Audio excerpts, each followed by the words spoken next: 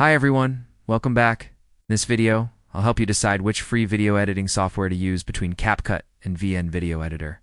Let's start with CapCut. CapCut is made by the same company as TikTok, so it's built with social media. Content in mind. It's packed with AI-powered features like automatic captions, AI voiceovers, background removal, and smart effects.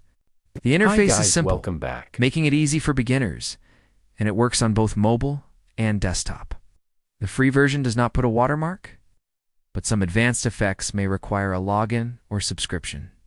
Now let's look at VN Video Editor. VN is completely free and also watermark free. It uses a timeline editor, similar to professional editing software, giving you more control over multiple layers of video, audio, text, and transitions.